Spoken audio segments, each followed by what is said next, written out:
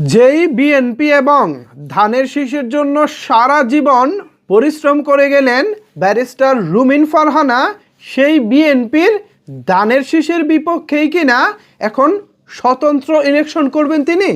ব্যাপারটা কিন্তু খুব ইন্টারেস্টিং। আর সবচেয়ে বেশি ইন্টারেস্টিং কি জানেন?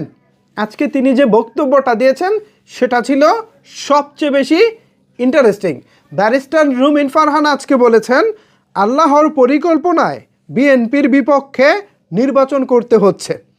আল্লাহর পরিকল্পনায় বিএনপির বিপক্ষে নির্বাচন করতে হচ্ছে। ঠিক এমনটাই শিরোনাম করেছে আমার দেশ পত্রিকা। আপনার দল আপনাকে মনোনয়ন দেননি, আপনি দলের বিপক্ষে কিংবা দলের মতের বাইরে গিয়ে স্বতন্ত্র নির্বাচন করতেই পারেন। এটা আপনার গণতান্ত্রিক অধিকার, বা দেশের একজন নাগরিক হিসেবে আপনি যে কোনো সময় নির্বাচন করতে পারেন, কোনো সমস্যা নাই। কিন্তু আপনি যে এই কথাটা বললেন, আল্লাহর পরিকল্পনায় বিএনপির বিপক্ষে নির্বাচন করতে হচ্ছে, এই জিনিসটার মানেটা আসলে আমি বুঝলাম না। আল্লাহর পরিকল্পনায় মানে কি?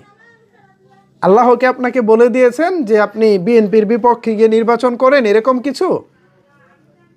আসলে মানে আমি বুঝতেছি না ব্যাপারটা, তিনি আসলে কি বোঝাতে চাচ্ছেন এখানে।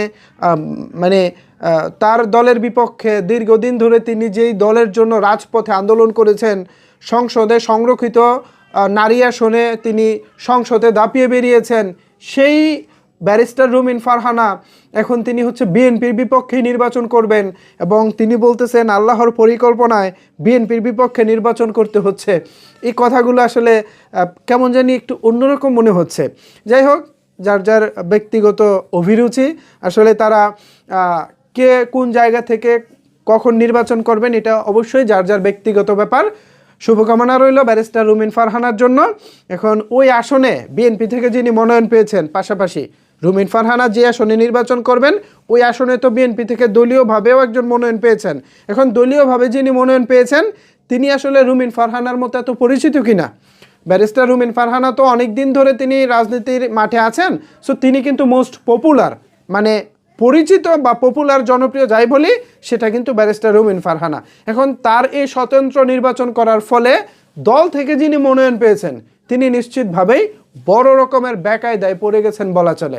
দেখা যাক দিন শেষে ব্যারিস্টার রুমিন ফারহানা জয় ছিনিয়ে আনতে পারেন কিনা, সেটা হয়তো আমরা সামনে দেখতে পাবো। ভিউয়ার্স, ব্যারিস্টার রুমিন ফারহানাকে নিয়ে আপনাদের মতামত কি জানাতে পারেন নিচের কমেন্টস বক্সে। ধন্যবাদ সবাইকে এতক্ষণ আমার সাথে থাকার জন্য।